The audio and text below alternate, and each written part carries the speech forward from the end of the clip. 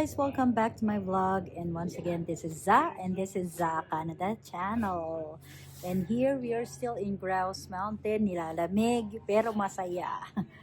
Kasi first snow experience ko ngayong taon itong Grouse Mountain. At pumunta talaga tayo sa tuktok ng bundok ng Grouse para ma-experience yung first snow of the year. Kasi baka doon sa Vancouver, baka next year pa mag-snow. So experience na natin siya agad ngayon bago mag-December.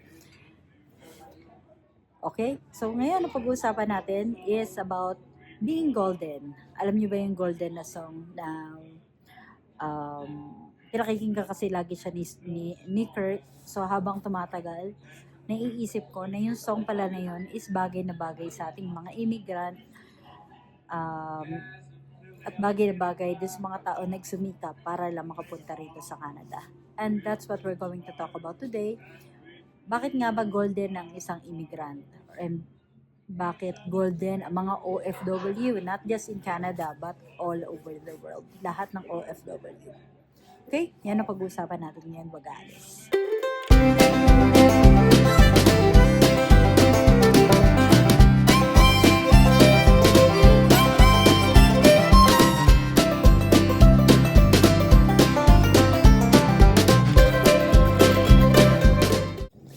Alright, the first thing is bakit nga ba golden?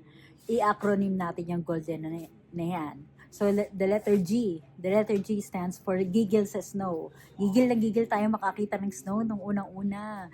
Kala natin ang saya-saya, araw-araw may puti, may white Christmas.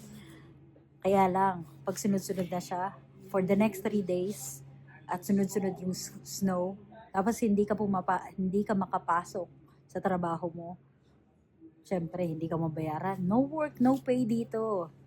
And papapasukin ka naman sa gitna ng snowstorm or kahit bumabagyong ng snow dyan.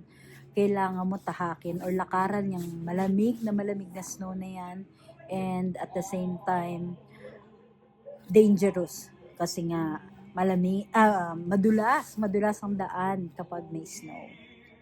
Next one is the O, the overthinker. Overthinker dahil minsan kahit thank you pa lang yung sinasabi ni IRCC, minsan kinakabahan na tayo. Kala natin kung ano na, yung pala acknowledgement pa lang. So usong-uso sa atin yung mga immigrant dito sa Canada, the overthinker, the letter O from golden. The letter L is laging lost. Lost kasi kailangan lagi natin ng Google Maps o kailangan lagi natin ng Waze para lang makapunta sa mga lugar dito sa Canada. Napakalaking lugar ng Canada. Actually, kahit naman sa Pilipinas, kailangan na rin natin ng Waze, ng Google Maps para makarating sa mga pupuntahan natin. Pero dito, the more na kailangan natin ng Google Maps, kasi especially sa Vancouver, napakadami ng lugar na one way lang. Tapos, hindi mo alam, may police pa lang nakasunod sa iyo, so ticket ka na agad. So goodbye $100, goodbye $200. We're laging lost. The next letter is D, discount hunter. Mga discount, ang hilig natin sa discount. May mga ano nga dito, may mga winners dito na shop na tinatawag. Minsan mag-aano tayo doon. Magba-vlog tayo sa winners. Kasi dyan mo makikita yung napaka-branded na items. Signature items na nabibili mo lang sa napakamura na halaga. Hindi lang mura, minsan buy one, take one pa. The letter E dito is everything is converted into PHP. Letter E, everything kino-convert natin sa pesos. Nung bago ako dito, hindi ako makabili-bili ng kahit anong gusto ko kasi naiisip ko kung magkano yan sa Pilipinas. Mura lang naman yan sa Pilipinas eh. Bakit ko bibilin yan? Pero at since na dollar naman ang sinasweldo mo dito, syempre ganun din yung katambas ng mga bagay-bagay na hindi na minsan hindi mo na naiisip na ganito pala lang kamura yan sa Pilipinas. Kagaya nga nung kangkong na sinasabi ko sa inyo last time, kung sa Pilipinas, nabibili lang siya ng $10, or I'm sorry, 10 piso. 10 piso sa Pilipinas, dito $10. So, 400 to 10 pesos. Ganun yung kalaga. Pero bibilin mo pa rin dahil kailangan. Kailangan mo sa sinigang. Di ba? And our last letter is letter N. N is kahit nakakapagod is go pa rin. Nakakapagod, laban lang. And ito na nga, ang kala nila dito sa pagiging immigrant natin dito sa Canada is golden tayo lagi. Golden na golden. Golden na golden ka na dyan sa Canada. Angat na angat ka na. Hindi ka na ma-reach. Pero hindi nila alam na kapag dolyar ang ginagastos mo, dolyar din ang gastos. Ganun din, halos break even lang rin. Ang bahay nyo sa Pilipinas, kung nagkakahalaga yan ng 7,000 dito at sumasahod ng minimum wage, ganyan din dito sa Canada. Kung sumasahod ka ng minimum wage dito sa Canada at yung bahay mo, ganun lang rin, ganun kamahal. Then halos pareho lang. Kaya nga yung ibang mga tao nagdo-double job para lang may maitabi o para lang may ipadala sa mga tao sa Pilipinas. Pero ang kagandahan ng pagiging golden dito sa Pilipinas, ang kagandahan ng pagiging golden dito sa Pilipinas is yung nakakapagpadala ka ng tulong para sa pamilya mo. Kahit wala lang natitira sa'yo, kahit puro pansit canton, hindi nila alam, puro pansit canton na lang ang kinakain mo sa araw-araw, o kaya instant noodles na nabibili sa TNT, kaligayahan mo na kapag nakikita mo sila na masaya. Kaligayahan mo na kapag nabili mo yung mga gusto nilang bilhin, bagong cellphone, bagong gadget, bagong sapatos. Yan ang tunay na golden. Golden na nakikita sa puso ng bawat isang immigrant. Sorry kung umikot yung camera ko nga pala. Hindi ko alam kung ano nangyari. Hindi ko siya alam kung paano siya paikutin ulit. So anyway, pag-usapan natin is yung tunay na golden ng isang immigrant. Yung first paycheck mo. Siyempre, per hour yung sweldo mo, di ba? Ang saya-saya makakuha ng first paycheck. Pero pag nakita mo na yung bills mo, ay good luck. Bye-bye ulit sa first paycheck. Parang sa Pilipinas lang, dumadaan lang lagi ang sahod. Hindi nga. Naalala ko nga yung dun sa isang TikTok, na binago ka na daw ng pera. Paano naman ako babaguhin ng pera? Dumadaan nga lang yan sa akin. Diba? So yan ang isa. Pero golden pa rin kasi per hour ang sweldo. And the next one na golden sa buhay ng isang immigrant is yun na iintindihan mo na sila. Naiintindihan mo silang lahat. Naiintindihan mo yung bawat accent ng bawat isang tao dito sa Canada. Lahat ng tao dito, iba't iba ang accent. Hindi lang basta Canadian. Napakadami ng lahi. Kapag naiintindihan mo na silang lahat, well, congrats. You're golden.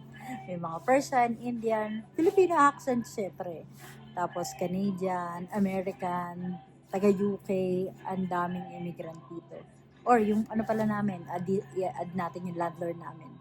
Polish yun, taga Poland, originally from Poland.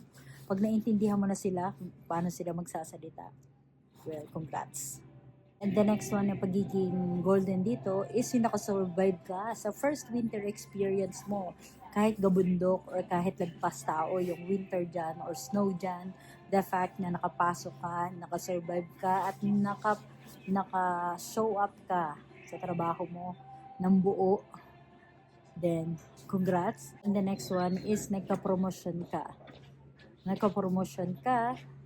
at yan ang tunay na golden. Hard work is golden. At kahit hindi ka naman nagka-promotion, the fact na gusto ko ng boss mo or you have been working with your boss, everybody loves you. You are golden. At real talk tayo, dito sa Canada, hindi lahat ng oras o hindi lahat ng pagkakataon ay golden. Minsan, pagod na pagod sa trabaho,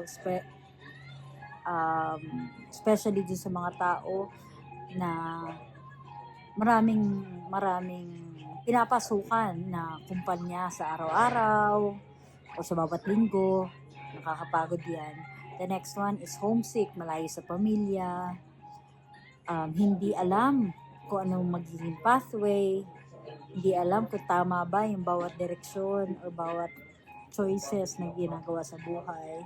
And lastly, nag-iisa ka, wala kang makausap, wala kang friendship na laging available dyan sa tabi mo, lagi mong nahihinga ng sama ng loob.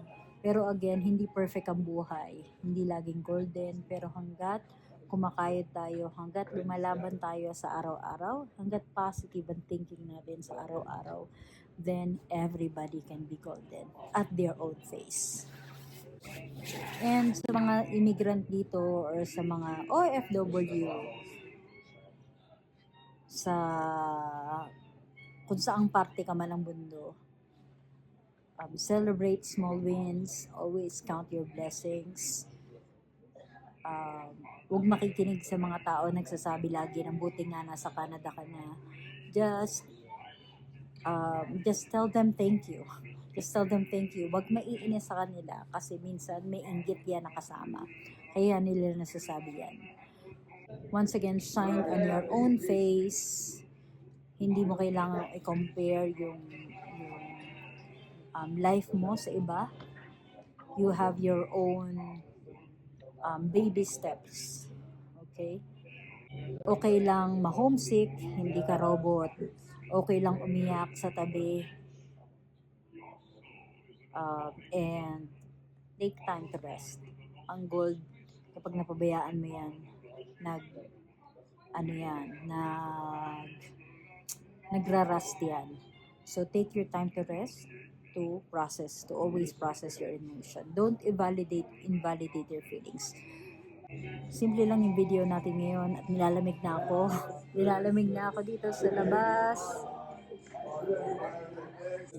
At nakakatuwa lang talaga yung mga Pilipino na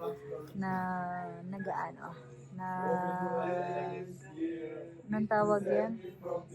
Nakakatuwa yung mga Pilipino na nagpipicture.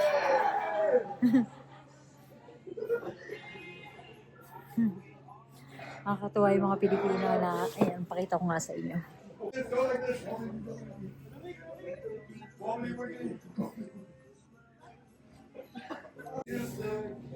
Ayan, pinakita ko lang sa inyo yung Pilipino na nag-ubad para may matiktok.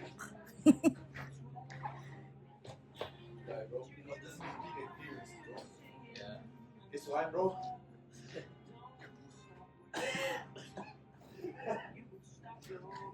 Ich glaube, hat sie richtig gesehen, Digga. Ey, sie hat kein Gleis. Okay, so that's the end of my vlog. At once again, you are golden. You are always golden as an immigrant or as an OFW, kung saan bansa ka man naroon. And again, my name is Za. Don't forget to join this channel and like and subscribe. Hit the comment section para ano ang naiisip nyo when you think about golden. Okay, that should be it. Thank you for watching at laging tatandaan, hindi importante maraming pera, basta may peace of mind. Until next time. Bye!